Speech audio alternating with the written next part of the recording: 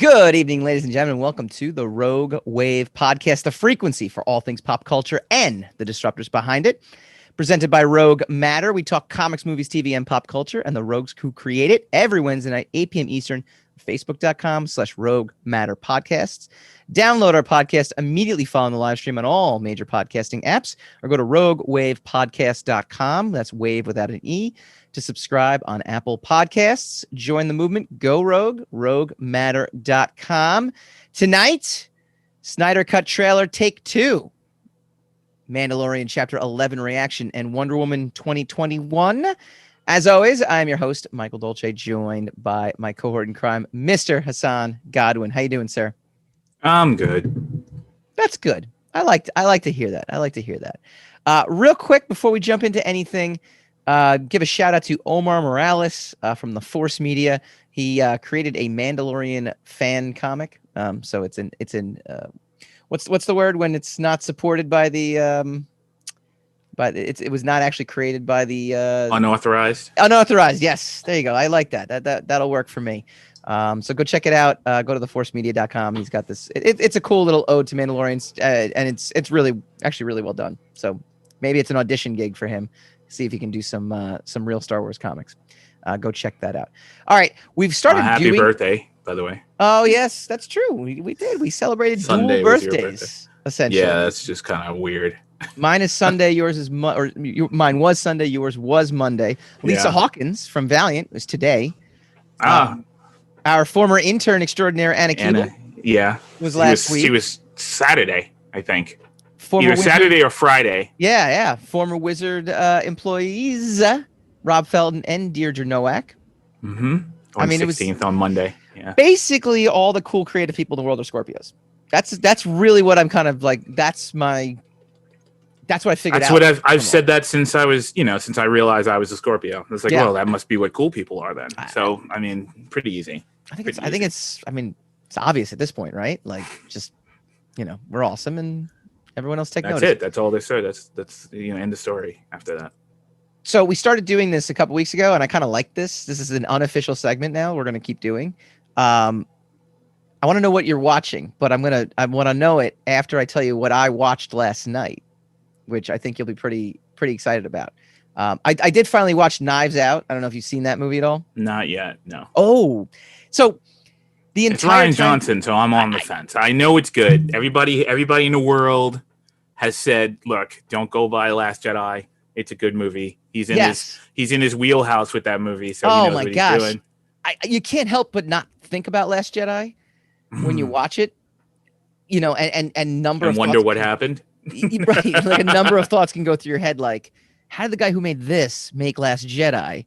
But there's also some aspects to I don't want to use the word political opinion that gets scattered through it as well too, and you get little hints of it in the characters, but it's actually, even that is so well done because it really is, it's not making a statement so much as posing questions, that at least that was my take, that it's just a truly enjoyable experience, and it does a really nice job of deconstructing the whodunit clue kind of thing, but in a way that is ultimately satisfying.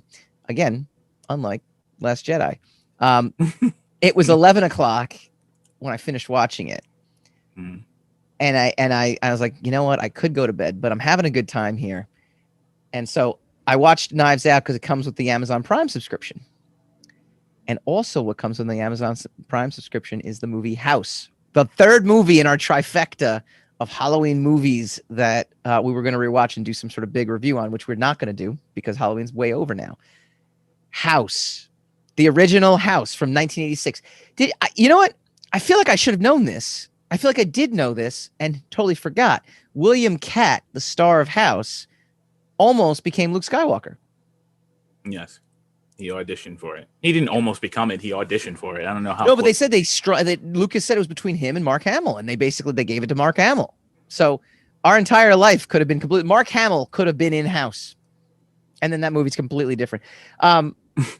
Still an enjoyable movie. House is one of those movies I want to see remade. I legitimately want to see remade. It's got all the elements that could be good, it's got a protagonist who, him and his wife are divorced because of the loss of their son. The son goes missing.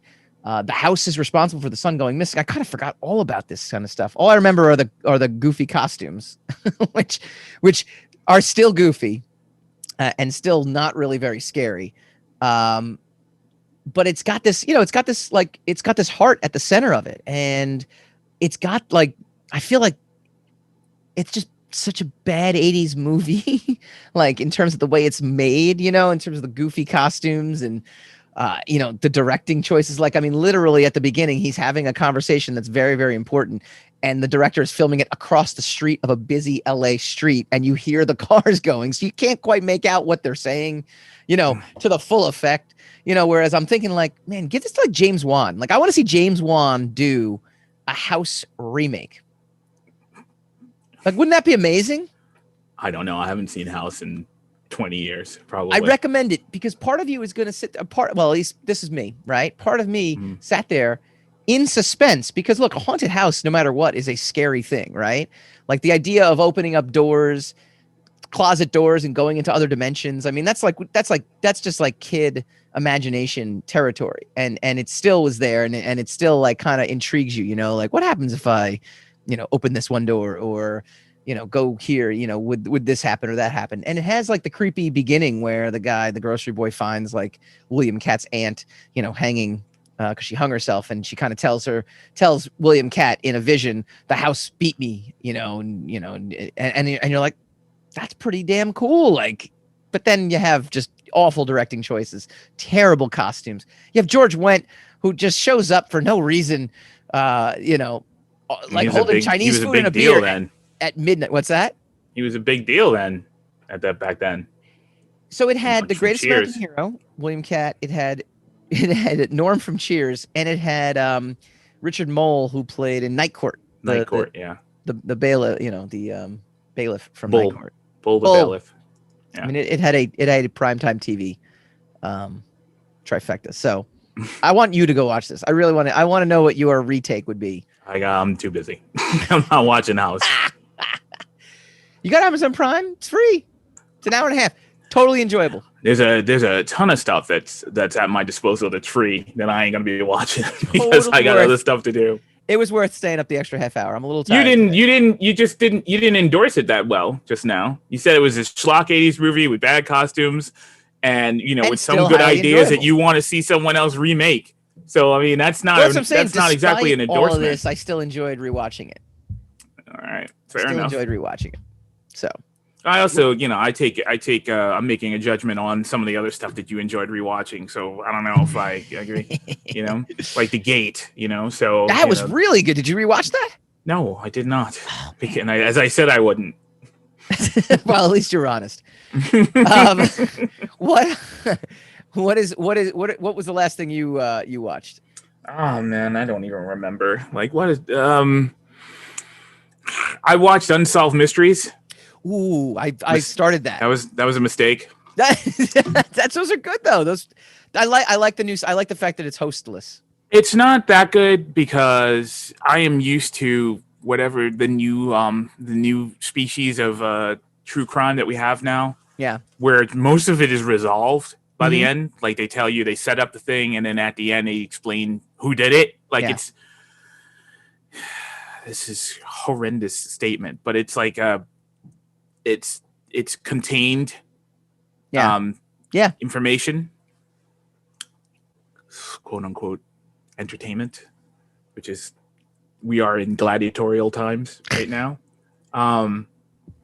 But Unsolved Mysteries, where everything was unsolved. So it was I was like, what the hell? And one of the episodes, they don't have the update. Remember, some of them, used to have. Something the you get that next update as soon as this airs. It's when did it air? I'm like, I'm watching it for the first time right now. I never understood. I remember those though. I do remember the updates. Yeah. They used to come with the reruns. In the old days, which the millennials don't understand. In the old days, you used to get a season from pretty much about September to about December. That was the first leg of the season. Then you'd have a hiatus for about 2 months from December to January to February or whatever. No, February sometimes. Sweeps. Yeah, and then and so they would be mostly reruns. They wouldn't take them off to put another show on because we didn't have that much content when we were younger. So they would be reruns. And during the reruns, that's when they would do the updates. They would sometimes do it on the live ones, and I never understood that. I never understood how they did that. Well, you'd have to redo the entire segment, the original segment. They would redo a segment of a mystery, and then at the end of the segment they would do an update. But sometimes they would, during the rerun, they would just add an update on the rerun. That's how it worked. Yeah, there was an episode in this recent leg of Unsolved Mysteries on Netflix about the tsunami. Okay. In Japan after the earthquake. Yeah, that's. I only so far. I don't know if anybody should watch that. I don't know if anybody should watch it. It's all right. I'm gonna add that to my list. That's on my list now. I'll let you know how it is, and I will watch it. I will watch it. Fair enough. All right, we do this every week. All the rage in the pop culture world. We call this segment Rogue Rage. Some good news. This is like an all DC Rogue Rage, by the way. Sylvester Stallone has joined the Suicide Squad cast, says director James Gunn. Gunn took to Instagram on Saturday to make the announcement, writing opposite a selfie of him and Stallone. Always love working with my friend at official Sly Stallone, and our work today on the Suicide Squad was no exception. Despite Sly being an iconic movie star, most people still don't have any idea what an amazing actor this guy is.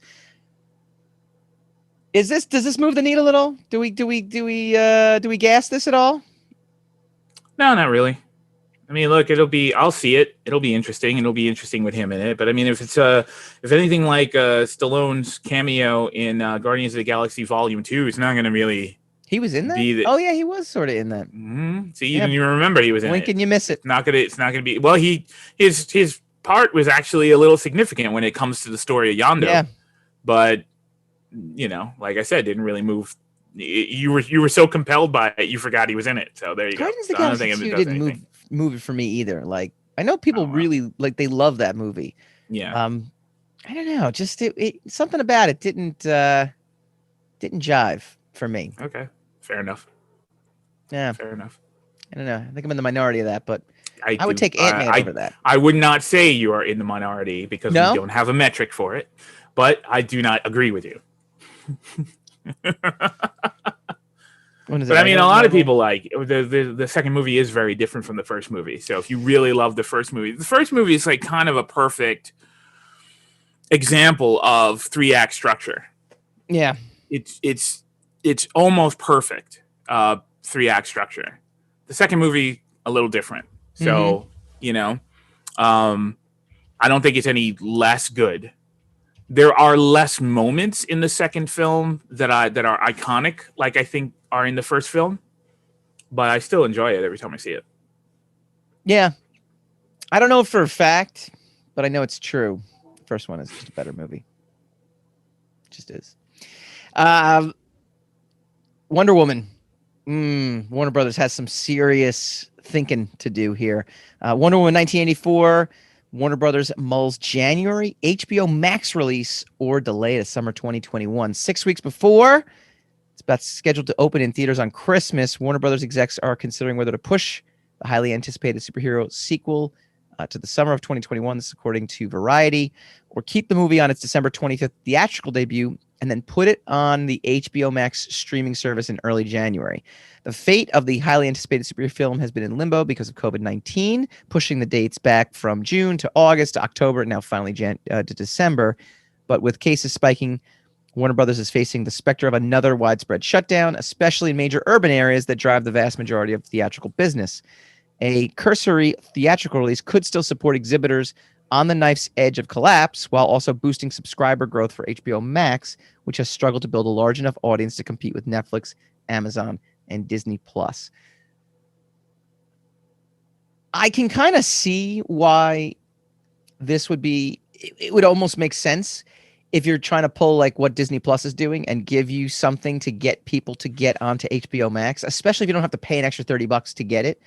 I just don't know if you just wait it out by summer of 2021, you got $1 billion to play with here, right? Like it's the difference between like a $300 million gross, and $1 billion, theaters all back to normal kind of Well, circumstance. the problem is nobody knows, right? I know. So, I mean, you already have $1 billion investment in it, in all of the production costs and the retention costs and the marketing costs and this and that, and you already took a whole hit because you lost an entire year. I know. Of commerce, right? So, and you had a whole bunch of things that you had fiscally scheduled for some kind of return that never came out, thus made no return.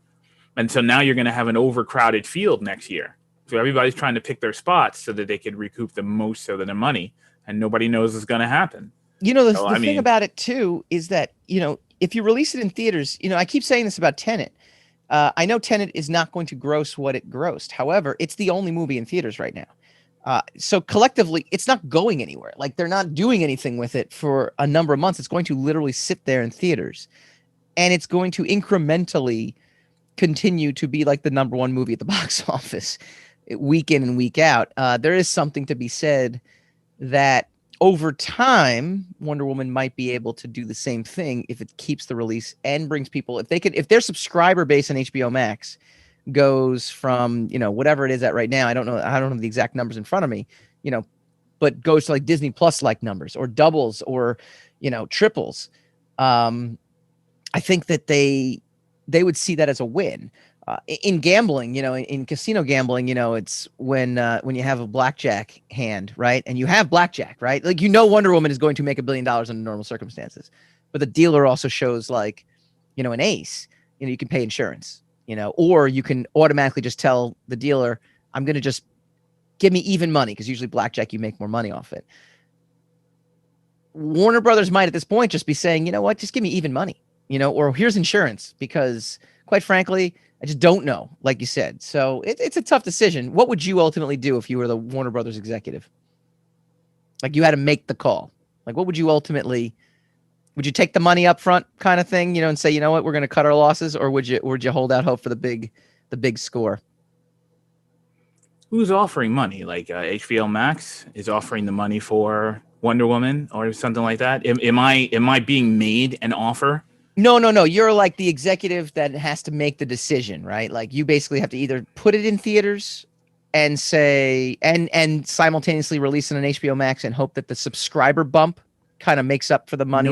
No one is going to theaters, so it doesn't make any sense to put anything into theaters. And there's a chance that even next year, if say the vaccine works and is widespread and the distribution of it is not botched utterly, and then people actually trust it and actually use it to the point where we could start getting back to normal. I doubt anybody's going to be going to theaters too often.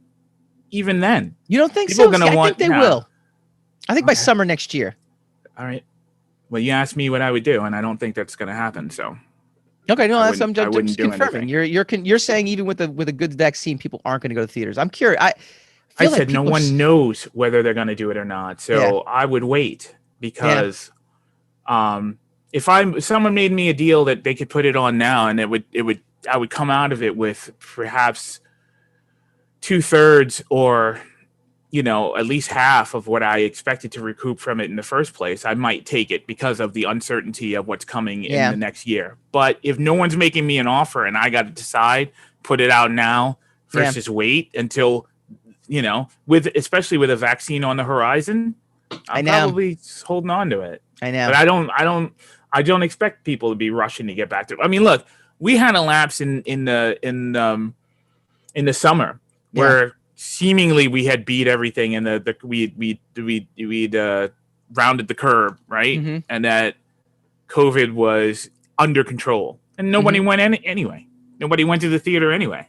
In Los Angeles and New York, the theaters weren't even open, though. That was a big thing. That's what I'm saying. Nobody. I mean, they opened the theaters. The theaters have been open in New York now for the last couple of weeks, and no one's going. I know. I feel like, unfortunately, for theater owners, the time to have opened theaters would have, in New York and Los Angeles would have been over the summer when things were under better control than they were now. There was nothing in theaters. There was nothing to put in theaters. I know. It's chicken and egg, right? Yeah. So, I mean, I would wait. Yeah. I'm hoping they do it just because it'd be more entertainment for us, but I would wait too. Like I would. Like I'd be like, you know what? Everything else has been on pause. Let's keep that pause train going until we can totally recoup.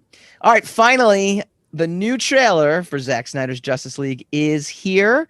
The sneak peek includes never before seen shots of Ray Fisher's Cyborg looking sad and Connie Nielsen's Hippolyta. It also has a fresh shot of the iconic DC Comics villain Darkseid raising his arms while surrounded by apocalyptian priests. It was also in black and white, which Zack Snyder went on to say on Twitter his ideal version would be released in black and white on IMAX. He goes to say, to me, that is the most fan-centric, most pure, most Justice League experience, because that's how I lived with that movie for 2 years in black and white. When I do the live stream of the trailer, Steph and I colored a lot of black and white version of the trailer. Did we get enough? We can do a little trailer truth or trash here. Did we get enough out of this trailer to think this is going to be actually a new movie? Or is this basically just going to be the same movie we saw again? I had people on Twitter, telling me, no, this has 2 and 3 hours of new footage. This is a completely different film. I'm kind of feeling like it's going to be the same thing we saw, just with a Zack Snyderian touch on it. So you're not going to watch it? I'm not going to watch it because there's nothing else on. What does it matter? There's nothing else on. That's the George Costanza line. Why is this on TV? Or why am I watching this? Because it's on TV. Not yet, it's not. That's classic Seinfeld, by the way. What do you think? Do you think we're getting a new film? I mean, does this now at this point, you've seen 2 trailers? Does the footage we've seen in these trailers kind of make you believe we are getting a completely different film? No. Look, there's every piece of footage I've seen in the trailer is something I hadn't seen in the original movie, so a lot of it is different. Yeah.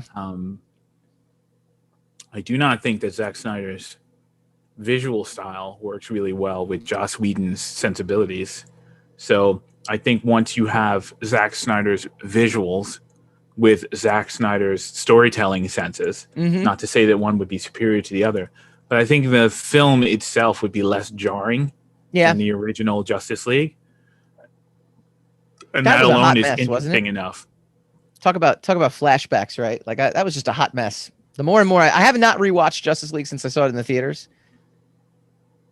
The more and more I recollect, you know how our brain kind of works, kind of puts pieces together, and I just remember like a lot of Superman smiling. And then remembering he had a mustache there because they reshot all that. Took out his mustache. I remember the super stash the most. That's my big takeaway. But it's still, I don't know. It had all the same elements though, right? Superman gets resurrected. The only thing that's different here is Darkseid, I guess, right? We didn't get to see Darkseid originally. We don't know what's different. I'm saying in the trailer, what we've seen so far, the only thing that we haven't Everything seen. in that trailer is pretty much different from what you saw in the Justice League movie, though. That's what I'm saying. So that's why I don't understand quite what you're saying, but I get that I get what you're doing, and I appreciate it, but I just don't. I mean, it's more content.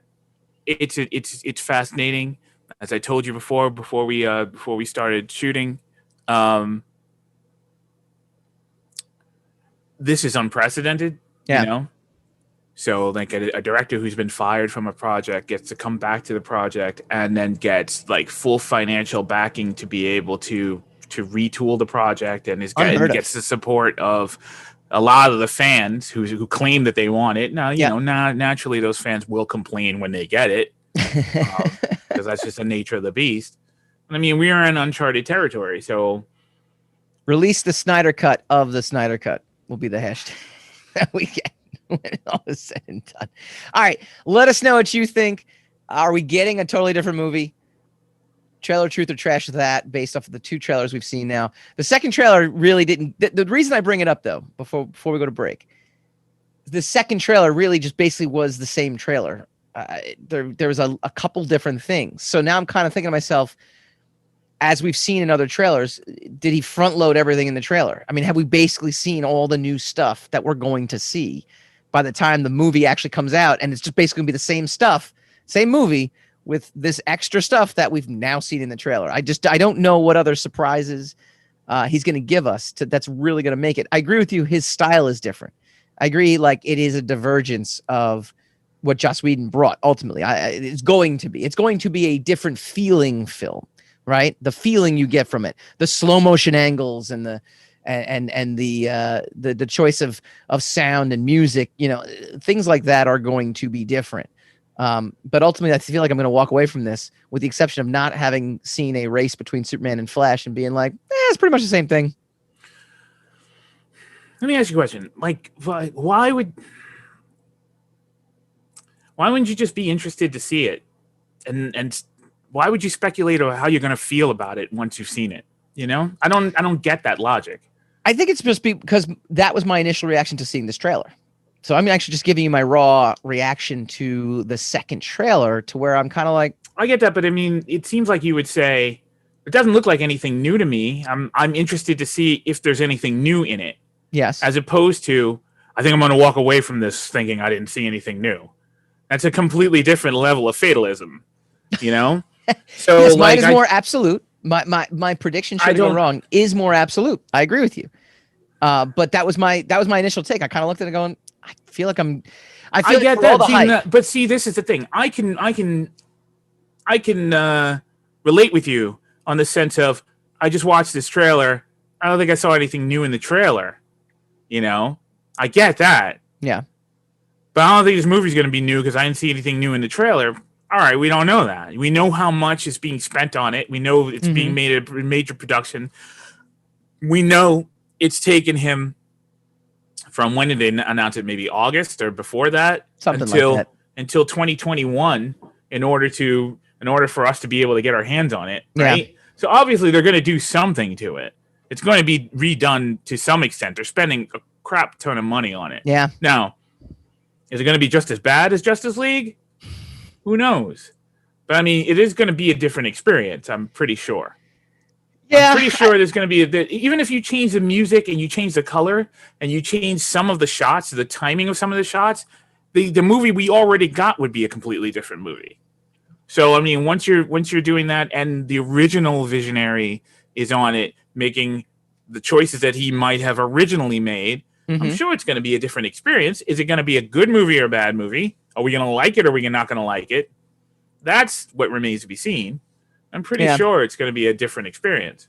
Well, let me ask you a question. Do you get and look, yes, there's no matter what, I agree with you. You're going to have a different experience, right? There's no other way around it. It is going to be a different film. To what degree do I feel it's going to be a different film? Was your experience watching, George Lucas's special edition of Star Wars significantly different than in your mind? And I'm just asking, what did you think of the special edition of Lucas of Star Wars versus watching the original? Did you think there was to such a large degree of difference? Because I remember coming out of that movie going, all right, it was cool. We saw some bad CGI Jabba, but otherwise felt like the same movie. And my thought after seeing the second trailer is, I'm figuring that's going to be my kind of reaction. I could be wrong. There's nothing wrong with being wrong about that. Was your take on the Star Wars redone significantly different, and apply that feeling to this one, do you think? I don't think it applies because, I mean, we basically knew it was just going to be Star Wars with a bunch of new scenes in it. We didn't we weren't told it was going to be a completely different movie. Yeah. With a completely different vision for it. So like it was a delight to watch those movies from a perspective of someone who is not a purist who just, needs every movie to be exactly the same experience over and over again for nostalgia purposes, which I wasn't. I went there interested in seeing something that I hadn't seen before, or something that would enhance it. Right. I mean, it was based on like, okay, some of these scenes are different. Some of these scenes are changed. There's more people. There's more population than this and that. Some of those changes were good. Some of those changes were not so good. Right. Yep. But ultimately, they were enjoyable. I do enjoy watching mostly the special edition more than the originals now, just for the sake of argument. So That's apples and oranges right there, because this one is being promised a completely different movie, right? Yeah. And so we have no idea what to go into. Also, I enjoyed the freaking originals of Star Wars, so I didn't mind sitting down and watch it again. Now, I did not enjoy Justice League. I know. So that will be a different experience. So if I come away from Justice League just remotely pleased with what I saw, that would be a big improvement on how I felt. Well, that's actually interesting you say that, right? Because I was just about to say the amount of pressure on this almost ultimately is destined to bring this experience down, because the amount of buildup going into it. However, that's why you don't build anything up. I don't understand why people. It's just a film. It's gonna be like 2 hours of your time that you're gonna watch, and you're gonna have an experience, and then after that is over, everything in your life is gonna be exactly the same. Totally, you're still gonna be in quarantine. You're still gonna be stuck. I'm never gonna look at sad Cyborg ever again the same way. It's just not. That's your choice. It's very sad. Make better choices. What do you guys think? Truth or trash?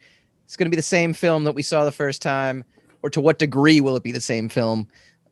Is all this hype going to do it based off the trailers you've seen? Let us know in the comments feed. When we come back, we talk Mandalorian Chapter 11, a Clone Wars character makes its reappearance. Welcome to Button Stash, the show about the best mustaches in gaming. Casey, it's Button Smash. It's the new gaming podcast from the Rogue Matter Network. I don't know where you got mustaches from. Well, I'm not shaving. But we will talk about gaming news, reviews, inside scoops, and retrospectives. Join us live on twitch.tv/WeAreRogueMatter on Thursday nights, 9 p.m. Eastern, or download our episodes wherever you listen to your podcast. But please, Casey, shave.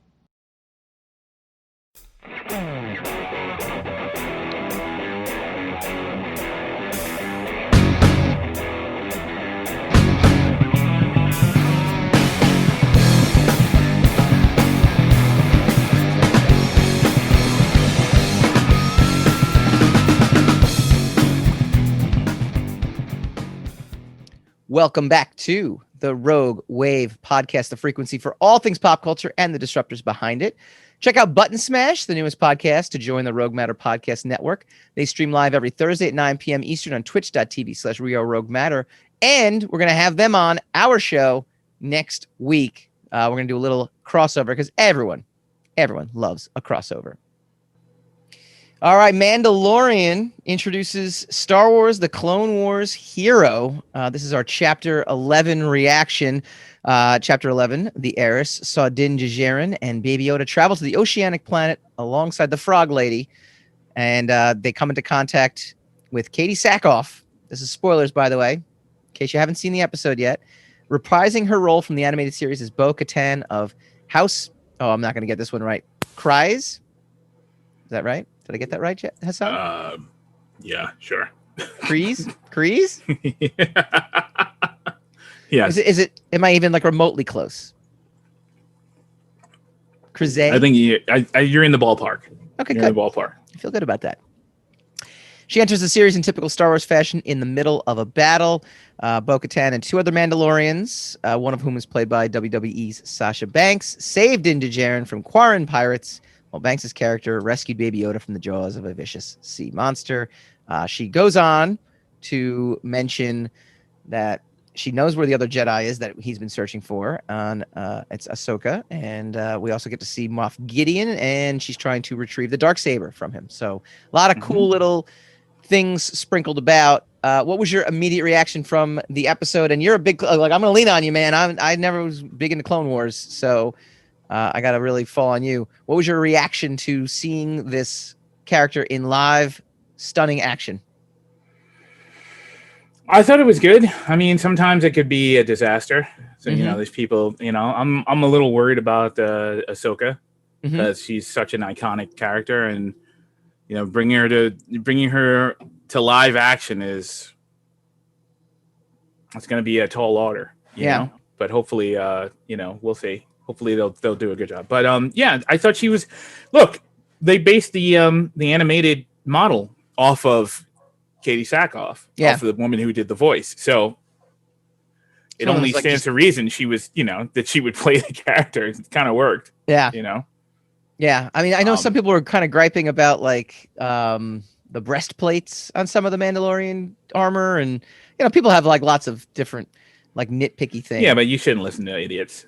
So I mean, you're gonna if you're gonna watch an entire multi-million-dollar episode and you're gonna complain about the breastplates of armor, then you're already reaching. Yeah. No, I'm with you. I think that was a little. My one gripe on the episode was the scene where Baby Yoda gets knocked in. I mean, like, it was one of those things where you're just like, oh my god, like, come on, Mandalorian, like, how you falling for this? Like, you one of those like, oh, you should really get up close. You should really bring the little one. You really should go hit because I'm going to knock him in there.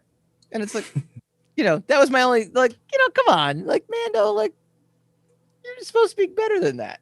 At least it's been set up that he's supposed to be better than that. That's fair. But I mean, even Clint Eastwood walked into a trap every now and then. I guess so.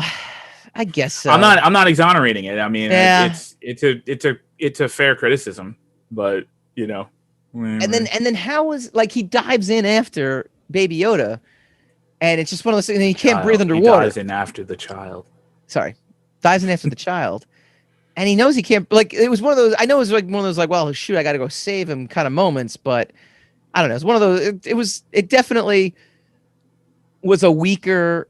It was a weak moment for the character because he couldn't. He dives in and he gets stuck, and then he's trying to get out. Yeah. Even though instead of saving the baby, he's trying to get out, and then people with the exact same armor and equipment show up. Yes, and they're able to handle the situation, way better. So it was a little weird. Yes, it was a contrived scene. Yes, that's a good word for it. Actually, that's exactly a good word for it.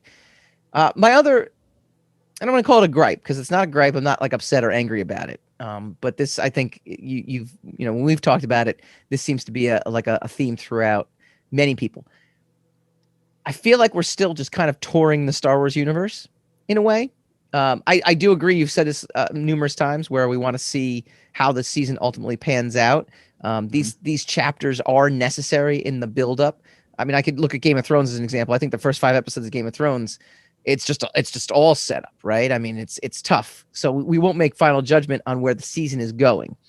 However, up until this point right now, I think we're simply hanging in there because it's a tour of things we find common in the Star Wars universe rather than the actual storyline itself is, I need to go find some Jedi. So I'm going to go here and I'm going to go here and, something else happens and blah, blah, blah. Do you know what I mean? Like, it can grow a little tiresome after a few episodes. Yeah. Like I said, I didn't say this. I didn't say last week that they got to get on with it, but I said we're all gonna start getting tired of his wandering after a while without like getting to a point of like telling us what the stakes are. Yeah. Because there's still very little we know even about Mando. So, and I mean, a lot of most of the success of Mandalorian has been based on the child, the baby Yoda, the revelation of the child. Yeah.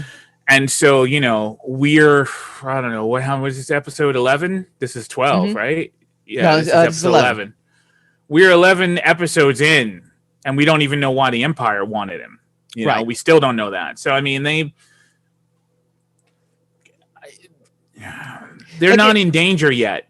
No. I don't think. I agree. By any stretch of the imagination. But they're closing into danger territory of becoming monotonous. We will be halfway through the season come next episode. We will be introduced to one more key player next week, or at least it's set up that we will be. We still have not been... it would be episode 5 because that's a Dave Filoni directed episode, and Ahsoka Tano is Dave. So she might show up at the end, of episode 4. But I think whatever we're going to see with her, the bulk of it's probably going to be in episode 5. That's what the scuttlebutt is. I don't know for certain. Yeah, I think you kind of sum it up in a very good way, right? Like we're not in danger yet, but again, the only thing kind of keeping us kind of afloat is the promise of and the revelation of things that we are already familiar with. I wouldn't say that. Me personally, I wouldn't agree with that personally. I'm involved because it's good, and I'm watching it because it's entertainment. Yeah. I'm talking about this other hysteria of, continued buzz and trending and, all that stuff, which everybody says, when everybody calls something dangerous is when the hive mind decides to start turning on it and start to call it monotonous. And sometimes that can happen to something even when it's not warranted or justified. Yeah. So they're in danger of becoming passé, which some people are already accusing it of. Like, some people are already saying it's not getting the same kind of buzz that the first season got, and therefore they're already about to jump the shark or whatever. I don't necessarily agree with that, but then again, if everybody on social media decided tomorrow that Mandalorian is weak and no one's going to watch it anymore, I would still be watching it. I wouldn't give a damn what the hive mind said. So I'm not a good gauge on that. I would watch it until it was bad.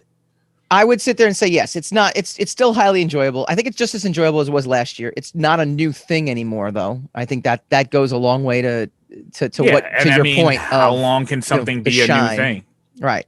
That it does have to start digging us a little deeper, like dig into us a little deeper for me to, I think it needs to start laying roots, because what's going to happen is, you're going to get tired of the Mandalorian, and you're not going to get tired of him like as a character or be interested. But I mean, basically the way his character is that he doesn't reveal information. He doesn't offer information up. He doesn't offer his inner thoughts up or anything like that.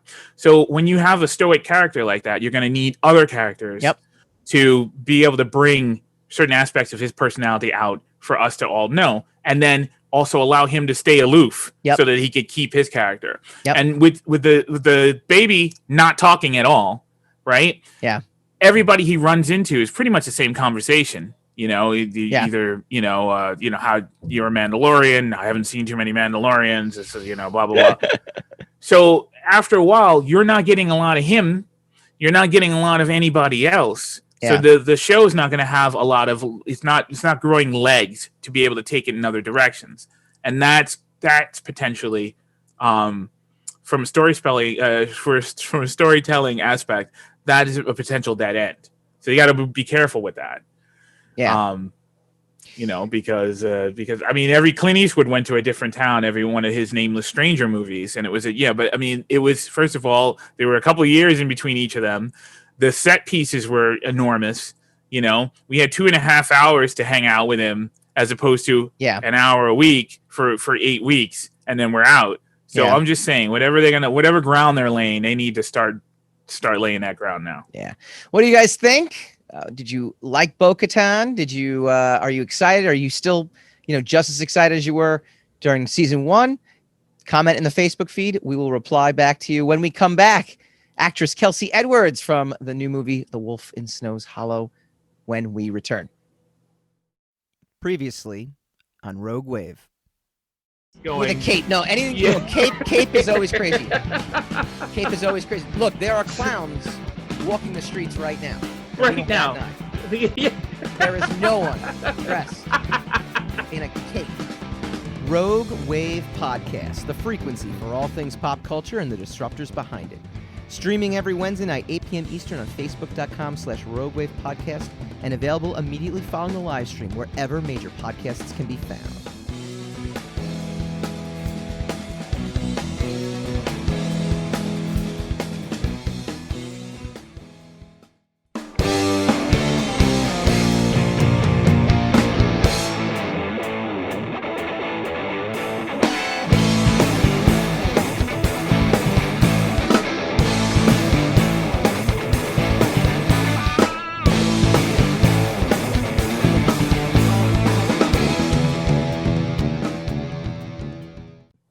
Welcome back to the Rogue Wave Podcast. Rogue Wave Podcast is part of the Rogue Matter Network, a new digital content platform providing programming and entertainment, shatters boundaries and colors outside the lines. Join the movement. Go Rogue, roguematter.com.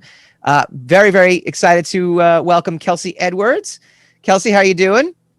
Great. Thanks so much for having me. I'm excited to be here. Yeah, no, we're excited to have you. You are starring in the new film, The Wolf of Snow Hollow, directed by Jim Cummings.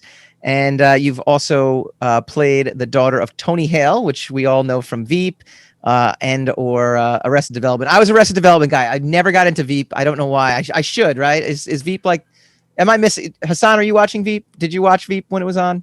I did, yes. Am I missing out? Should I be watching Veep? Yes, you're no, missing I should. No, it's okay.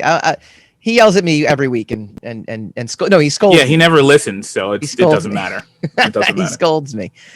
Veep, yeah, Veep is something too. So you played in a TV pilot called The Farkles, and you're also starring in a new Zoom series called Right and Left Lane. So thank you for coming on. And want to jump into The Wolf of Snow Hollow. How did you get involved in the film to begin with? It's a horror comedy. Take us through the audition process. Take us through getting connected to that film.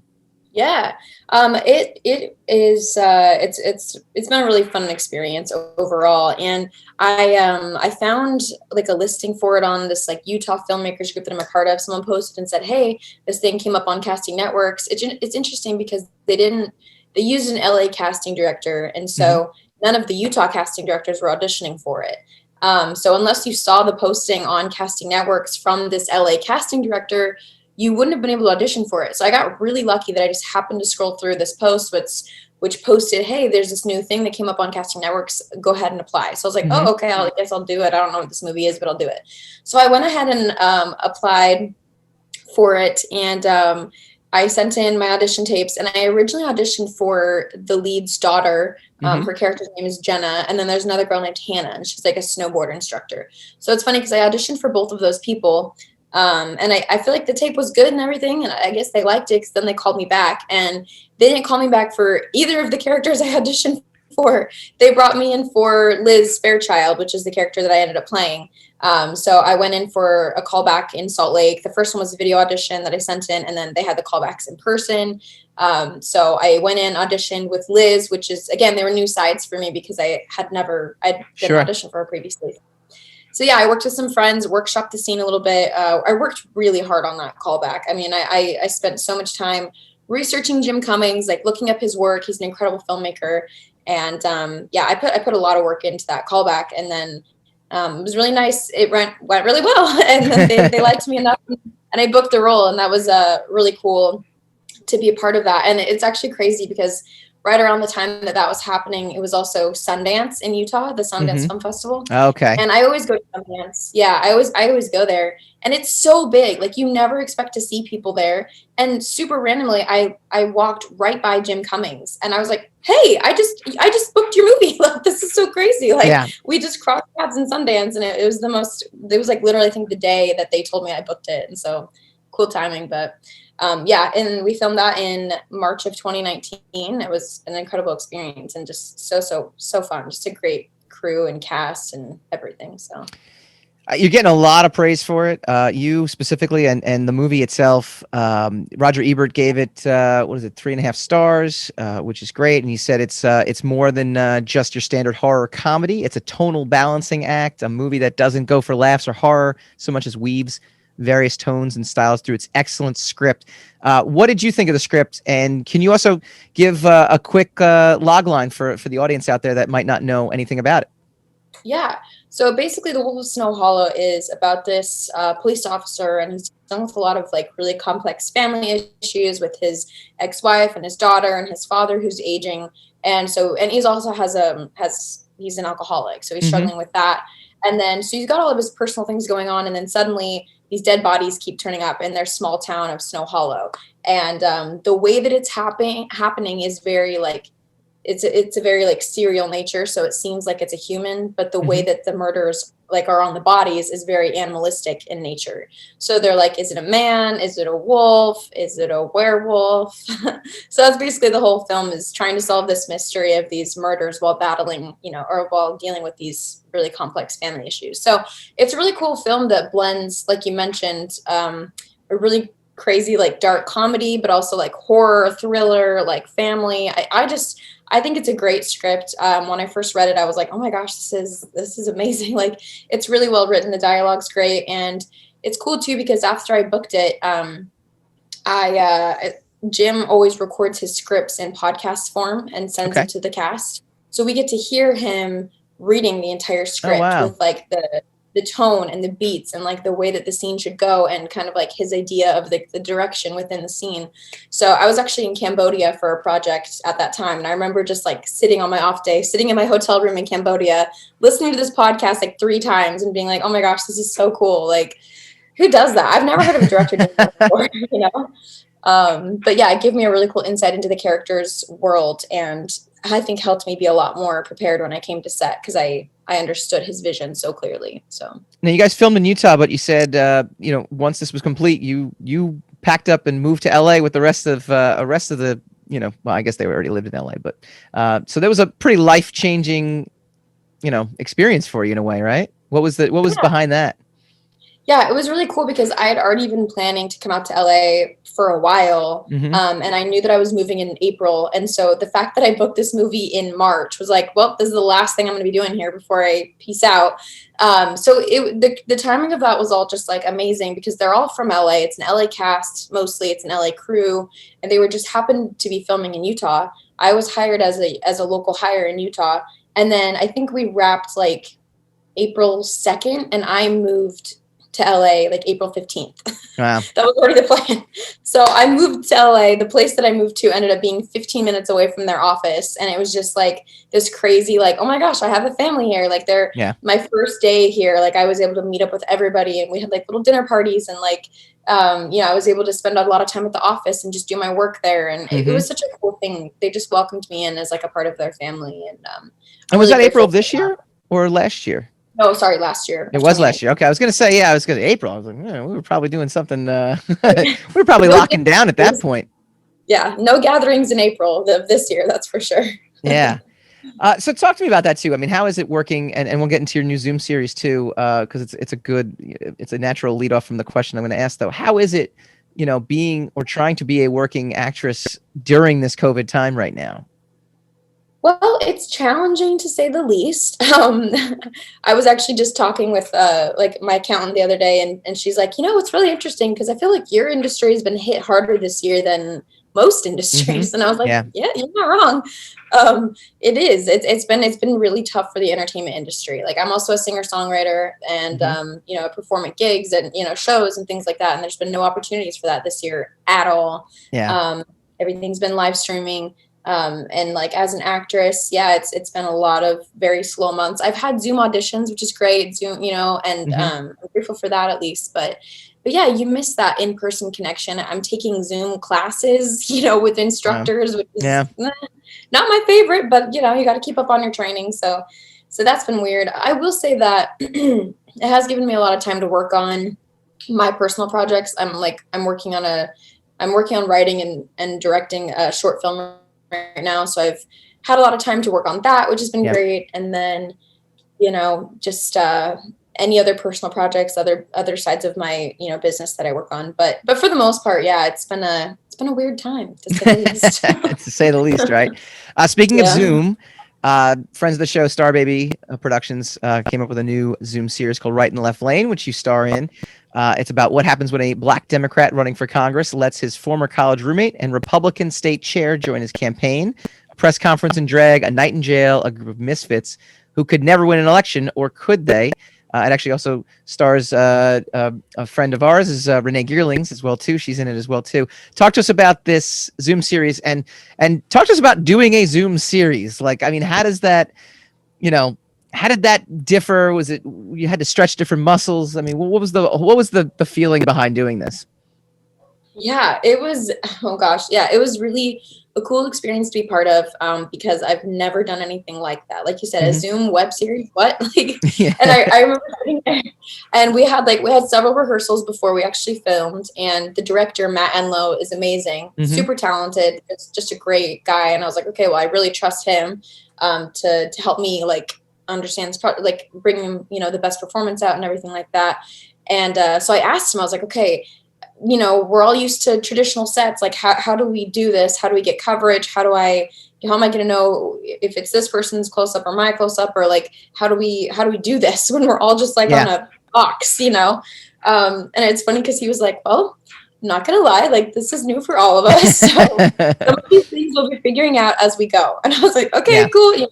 But he was amazing. He did a great job at just helping us all like understand what was going on and keeping us all focused and in the right place. But yeah, the process itself was very unique, and I don't even know how else to describe it besides unique. Like I just sat in my chair, and then it would be like, okay, now we're recording Kelsey, and then like, okay, well, okay, now this is my close up, but also they have a whole nother recorder going on the whole time with a master, so everyone's being recorded at the same time with the master, but then you also get your close up, and then you sometimes do different takes, but then it's weird because you have to also remember, okay, well, they're going to be editing all that together, and also continuity is oddly enough not as big of a thing. Because just because of the way that things are being filmed and edited, it was very unique. I don't know how else to describe it, but it was really cool overall. Talk to us about your character in the series. Her name is Sophie, and she is just like a breath of fresh air. That's how I always describe her. She's very like light and fun. She loves fashion. She knows everything about every designer ever, and she's very social media savvy. She's the basically she does a lot with like the press for the campaign, and she does their social media as well. So she's a press secretary, and she's very I don't know, she's really goofy and silly, but she also is a lot smarter than most people give her credit for. So she seems really ditzy on the surface, but behind the scenes, she's like, okay, you've a lot going on under there. So it was fun. I love playing those kinds of characters where you expect them to be one thing, but then they turn out to be a little bit more than you anticipated. So what's next for you? Great question. That's what every actor is asking themselves, like, so what's next now? Well, with the movie just coming out, that was like a really exciting time. Right now I'm basically super focused on the short film. That's what I hope to be filming next, and then working on my other personal projects. Like I said, I have like an online business, so I do things with that. And I'm also a singer-songwriter, so I'm working on some new music, working on an EP. So there's some other things happening, but it's all just a matter of time and trying to stay as busy as possible during quarantine. But like I said, it's been great to have time to work on my own stuff. So I am thankful for that. If you had to take a choice between starring in the next big film or breaking big in your music, which one would you go with? People ask me that, and I never know what to say because I love them both. We love binary choices. Right? I know. I love them both so much. It's hard, but I do think if I had to pick, it would be a film, just because that's my first love. I started acting when I was 5, and I've always like sung as a kid and done music, but I didn't really start pursuing music professionally until a few years ago. So I would pick film first, and then also be like, by the way, guys, I also release music and sing and songwrite. So just kind of like work it in together, Love it. You can find Wolf of Snow Hollow on all major streaming apps. You got YouTube and Google Play and Amazon Prime. You can go check out right in the left lane movie.com. It'll take you to seedandspark.com, where you can help fund and get this project made into something bigger. Kelsey, thank you so much for joining us. Thank you for having me. Take care. Yeah. When we come back, we'll go spinning the racks.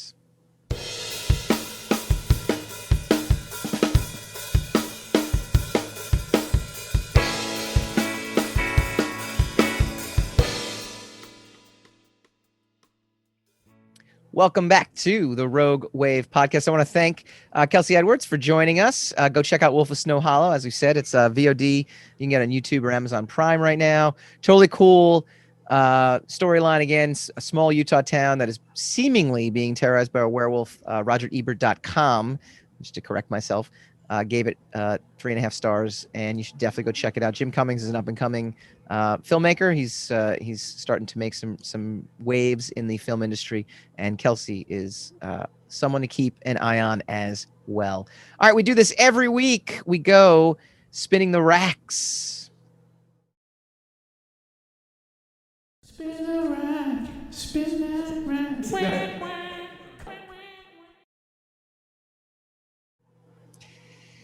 bringing you the inside info into the comic book industry, the stuff that you will see on the large and small screen.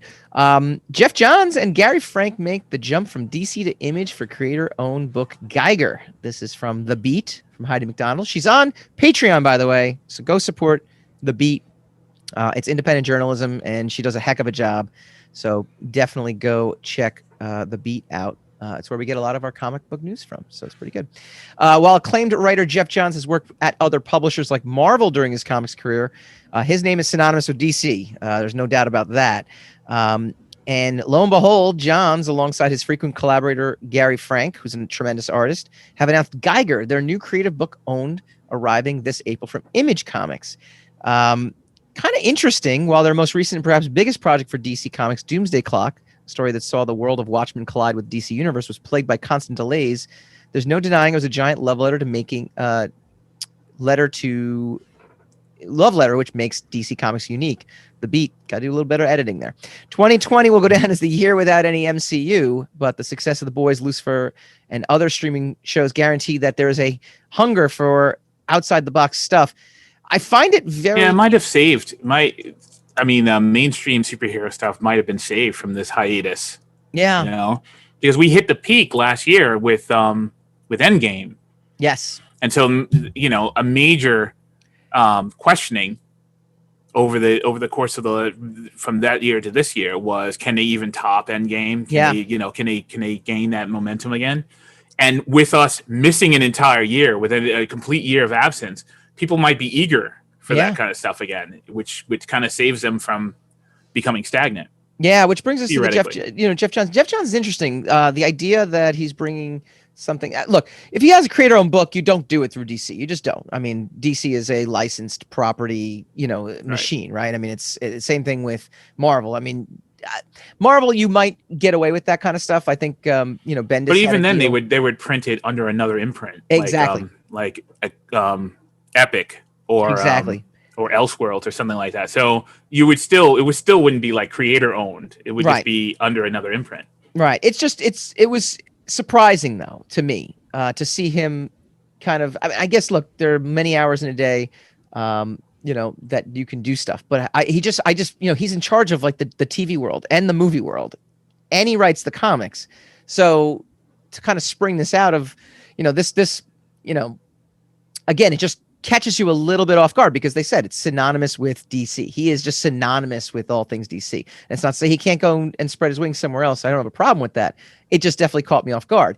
The other thing, obviously, is his name has been in the news, and DC's name has been in the news, and not in the most positive ways. Last week, Marie Javins got named as the editor-in-chief of DC, and that's a great thing to celebrate. And then more layoffs happened. Yeah.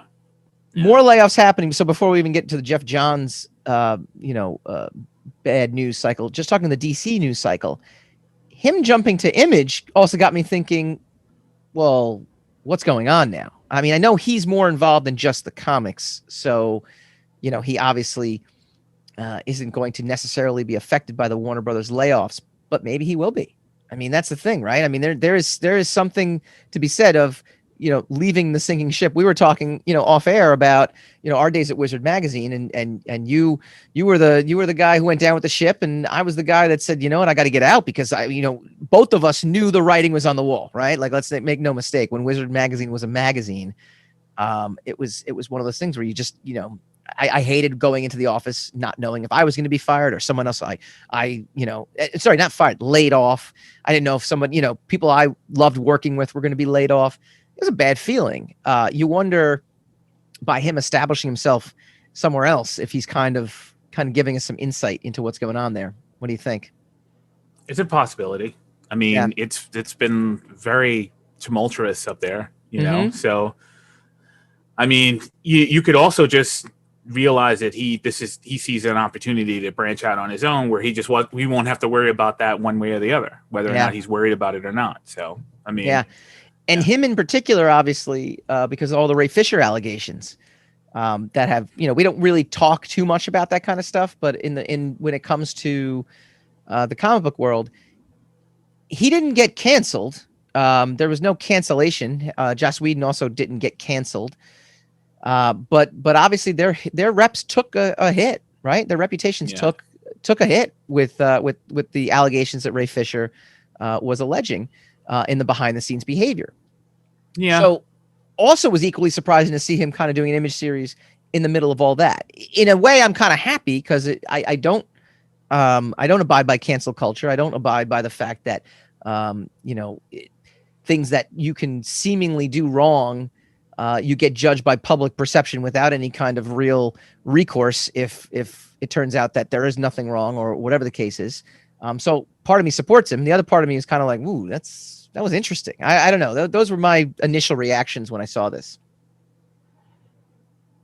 Yeah, I'm not going to speculate on cancel culture or whether he deserved it or, I don't, it is what it is. It falls into this place. And everybody who, as bad as vile as cancel culture is, most people bring it on themselves, right. because they're dabbling in these waters with, with all these other subsets and opinions and stuff like that. And you put yourself on the chopping block to be opined on, by a major, like we said before, about the hive mind. So I always urge, say as little and do as little of as possible. Like personally, about your personal feelings, your personal views. Nobody needs to know that stuff. People are here for nobody would be interested in you at all if you weren't talented. People are interested in your talent, right? Just hang on the laurels of your talent, and keep all that personal stuff to yourself, in my opinion. Well, we shall see how the fate of Geiger turns out to be. One more story real quick, and this is a real positive thing too. A ton of comics are being turned into films and TV. Webtoon is expanding into production with a new Webtoon Studios division and many partnerships, including one with Rooster Teeth. According to Deadline, the immensely popular online comics platform has more than 60 million views a month, and Lore Olympus, its best-known series, is already in development with the Henson Company as an animated series. Today marks a huge step for Webtoon. CEO Ken Kim said, webcomics have grown into a cultural phenomenon over the past 15 years, especially for younger generations. It's another important step in building a greater bridge from our creators' works on Webtoon to film, TV, and beyond. Webtoons is interesting. It's got a business model that's very similar to Rogue Matter in that it's all free. You get up there and it's paid for by ads. The difference is Webtoons is literally a content producing platform like a social media platform is, right? You just go out there, you sign up for it, and you start putting stuff out. There's no support system around it. But it became like the place to go. And webcomics themselves, I'm kind of amazed at this, have become, I guess I shouldn't be amazed at it, but it have become this like force in the industry. Like there's a legitimate, superstars in the webcomics field. So it's exciting. For our field, people keep predicting the death and doom of comics. Well, it is dying, but it's being reborn at the same time. So aspects of it are dying, and then other aspects are coming to life. It depends on what your perspective is. The print is definitely dying. That aspect of it is dying. The major print runs, absolutely. Kickstarter is cool because, and we've talked about Kickstarter numerous times, including, I believe, last week, but it gives you that limited edition. Actually, Kickstarter could make things more, could actually bring the collector's industry back. But when it comes to the print stores, the comic book stores, it's newsstands and stuff like that. That's not happening too much anymore. No, and Webtoons, Webtoons is the place to be, right? That is like when anybody wants to go and do something, that's where you end up doing that kind of stuff. So to see them, kind of turning the transmedia button on, it kind of, at this point, I'm actually surprised it took this long, right? Yeah.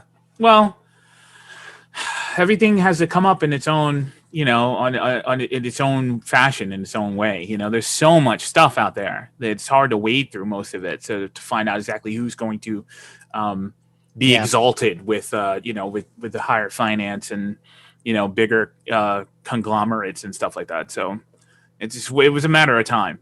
The thing that gets me interested, though, is I'm just curious, what is the deal that the creator gets when it comes to if it gets turned into like a film or TV? Because Webtoons has obviously got the connection, right? They've become the gatekeeper now. Like, it's funny because you sit there and you're like, oh, the internet, it's great. There's no gatekeepers. No, there's still gatekeepers. I'm sure there's a deal in place where the person the creator gets the lion's share of it, and then it becomes, Webtoons becomes a permanent affiliate of it. Yeah. So that at least they got a boost from it, so that they can continue, that they can grow their angle as well. Well, think about it, without the platform, the webcomic doesn't get the deal. In fact, the announcement that I just read is that Webtoons is making a deal with these different places to then, kind of profit off of other creators' work. So it's almost, they're a publisher, really, even though it's user generated content. It's still and they don't gatekeep. So right. there's that also. So yeah, I guess if they can make that deal work, then that's going to work. Yeah, it's going to be a big thing.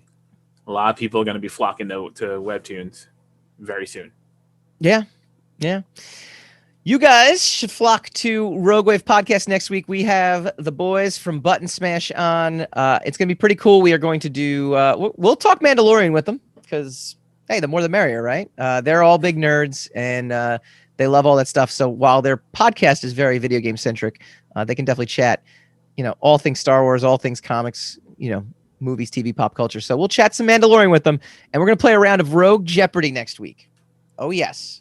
Rogue Jeopardy. We are honoring the late Alex Trebek with our own version of Jeopardy. It's going to be some pop culture. Basically, I want to see if Hassan is smarter than all of them, and I think the answer is going to be yes.